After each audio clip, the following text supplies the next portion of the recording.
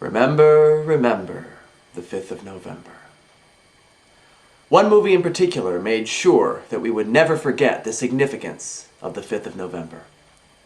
The day when Dr. Emmett Brown conceived of the flux capacitor, the thing that makes time travel possible. Why, if not for that slippery toilet seat, then we might never be able to... Wait, what's Hey there, Matt Hatter. Sorry to interrupt. Oh, hey, Jesse of Coded Lock Reviews. What can I do for you? Well, see, the thing is, while November 5th is definitely a red letter day for the reason you said, it's also important for another reason. The gunpowder treason as immortalized in V for Vendetta, which was made into one of your favorite movies released in 2006, starring Natalie Portman and Hugo Weaving and directed by the Wachowski brothers, and based on the 1980s graphic novel by Alan Moore and David Lloyd, the only graphic novel you've ever read. How did you know that? I know everything. Seriously though, if you're going to be doing a books versus movies review of V for Vendetta, you're going to need someone who's read considerably more than just one graphic novel. That's where I come in. Wait, this is supposed to be a books versus movies review? Well then, where's regular Matt? Hey, sorry I'm late, Hatter. About time, Matt. Book people always like, what, did you get caught up with NaNoWriMo or something? Hatter, what's going on? I'm here to make up for your woeful ignorance of graphic novels as you traipse your way through this review. You know, I don't really need that much Wait, help. hang on. Jesse, don't you primarily review movies? My intro has books in it. Yeah, but you mostly do movies. I mean, it's 2 movie reviewers against 1 book reviewer. How is that fair? Indeed. That's why I brought him. Come on, Matt, let's knuckle down and kick some movie butt. Well, I guess I could use some help talking about a partially visual medium. Alright then, with special guest Coded Lock Films. I don't think I need any help. Shh! This is Books vs. Movies review of V for Vendetta.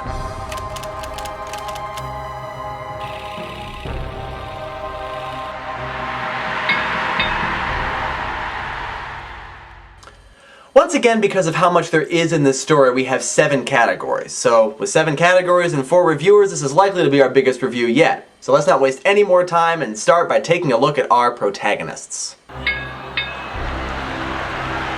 Because of how many people the graphic novel follows, to say nothing of how it follows them, it's hard to pin down definite protagonists in this story. Obviously there's V, the nameless, faceless terrorist behind the Guy Fawkes mask who has become such an icon, but we're not going to look at him. At least not yet. V gets his own category. That leaves us with 3 people who could conceivably be called protagonists. First, there's Evie, who has by far the most character growth in the story. In the movie, she's played by Natalie Portman, and the difference between her character at the beginning of the movie and her character at the end of the movie is striking. She starts off very timid and meek, afraid of her government and what it's doing, and ends up as an almost fearless entity who makes the final decision to fulfill V's last wishes. Striking though this difference is, we can see the seeds of this strength at the beginning, particularly in her bravado and her occasionally sarcastic manner. She's definitely more intelligent than her literary counterpart. She's aware of the awful things that are happening in her country, while Evie from the book seems barely to be aware of it at times. But as striking as her growth is in the book, it's a lot more striking in the movie, and it's for that very reason. In the book, we really feel like she's hit rock bottom, and she's treated more as a victim of the world's circumstance than a damsel in distress. Because of that, her journey feels a lot more powerful, and V's initial attachment to her makes a lot more sense. He sees himself in her, a person whose life has utterly destroyed her.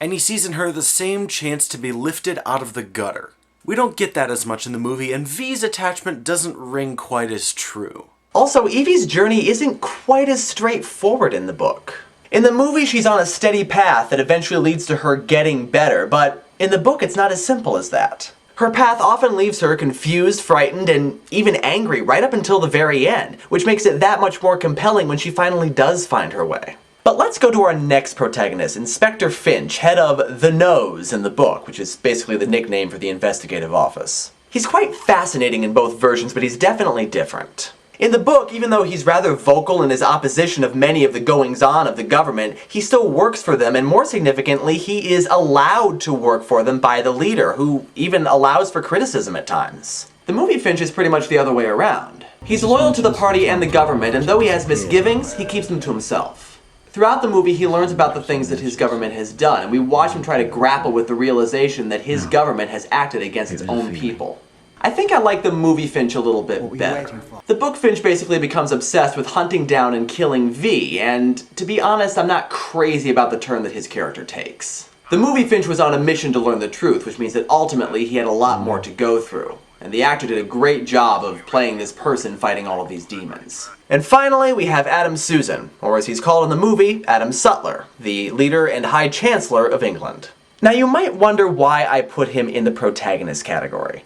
Well, to be honest, despite the fact that he's a fascist dictator and is essentially responsible for the suffering and oppression in his country, he's still a sympathetic character, and we follow him like we would follow a protagonist. He's not a fascist because he's evil or power hungry, he's a fascist because he honestly and truly believes that that's the best form of government. In fact, he's pretty much the only governmental character in the story who's not power hungry. The movie Sutler is pretty much your typical power-hungry dictator. John Hurt gives a fantastic performance, of course, but you don't really get a glimpse into the inner workings of his mind like you do in the book. He's definitely more of an antagonist in this version, but the book character is just endlessly fascinating. So when all is said and done, while the movie had some great portrayals, the book characters are just more interesting and compelling. But now let's take a look at those evil, power-hungry men and women in the government.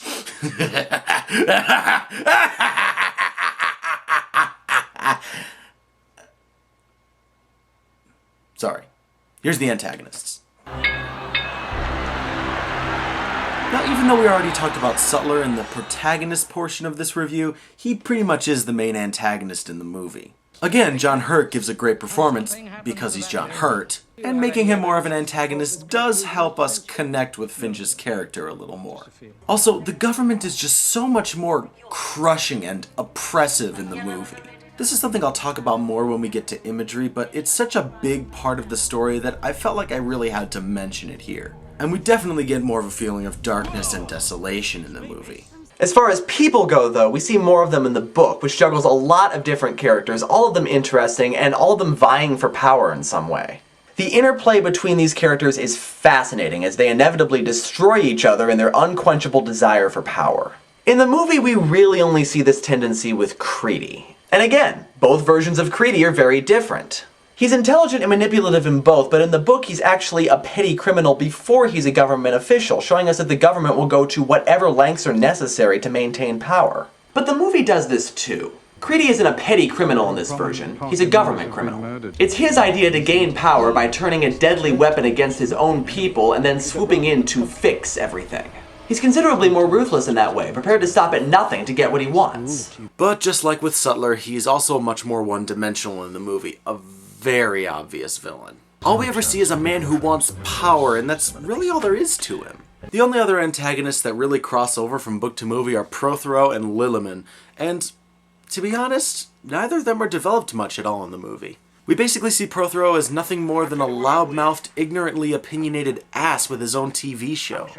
He's not so much a person that V kills as an object, the means to V's end.